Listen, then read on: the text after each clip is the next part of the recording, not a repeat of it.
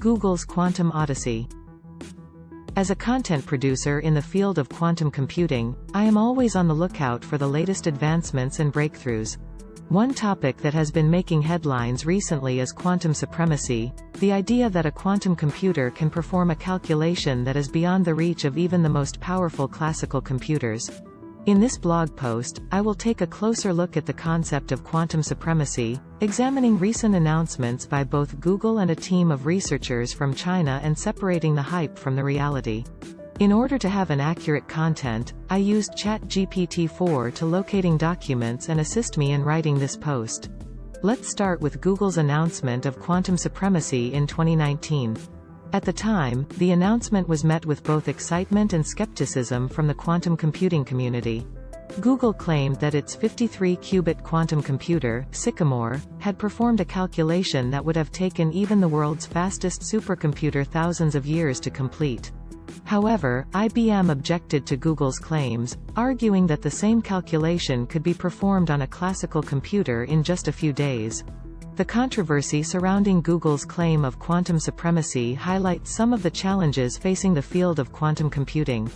One of the key challenges in measuring quantum supremacy is determining what constitutes a hard problem for classical computers to solve. While Google's random quantum circuit may not have practical applications, it does represent a class of problems that are computationally difficult for classical computers to solve. Fast forward to December 2020, and a team of researchers from the University of Science and Technology of China announced that they had achieved quantum supremacy using a photonic quantum computer.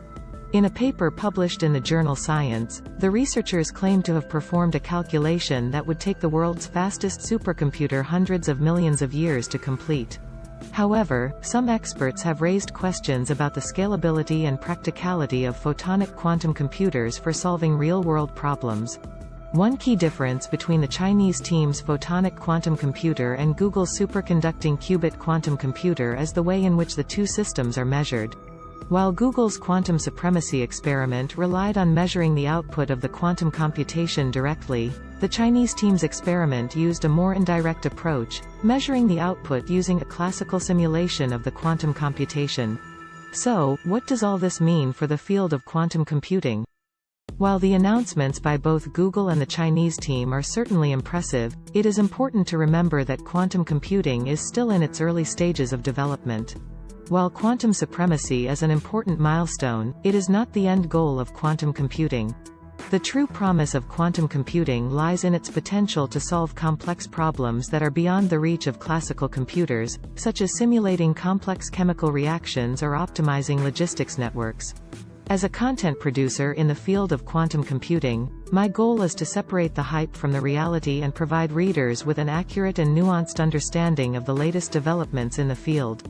While the recent announcements of quantum supremacy are certainly exciting, it is important to keep in mind the challenges and limitations of quantum computing and to remain vigilant in our pursuit of this transformative technology. Thank you for watching. Please subscribe and like.